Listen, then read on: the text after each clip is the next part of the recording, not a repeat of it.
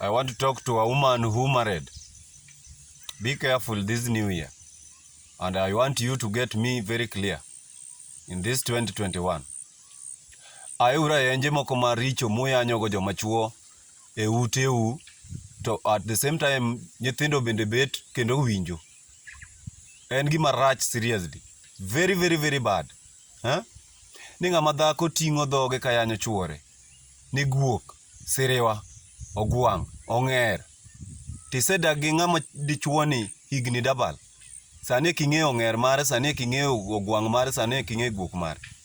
Wach no rach na kabisa kuom joma mon moko. Ok awacho ni joma mon te, lakini joma mon moko misbehave seriously e mier. Chuori ere kaka diting' dhogi bi yany ne guok ong'er. To chuori nte dago. Ong'er di mich nade. Guok mich nade. Sirewa di mich nade.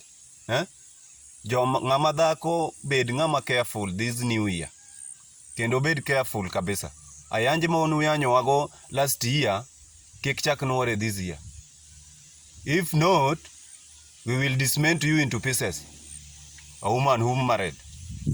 Don't joke with us one. One mwadaku duto one konego benu chuchawa kama nudwa yanyo ayanya kaka un muparo. Ai ke jok tiyanyo nyaka chuori ni wiye ng'echo timo pi.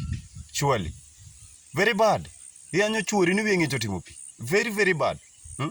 At the same time, you carry the kube and you go into the lake to fetch water.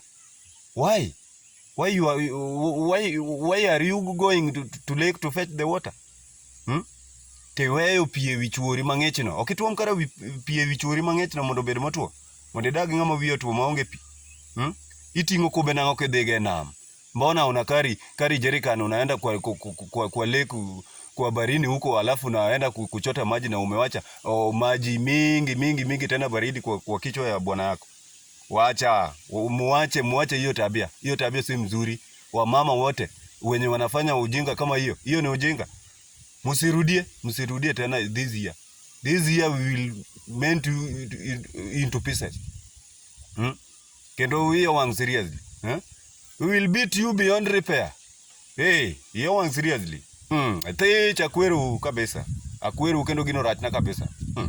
Onyango reloaded akwero kosoka akwero. Akwero bwana. Gino rach na kabisa. Wewe yanyo joma chuo. He. Choke.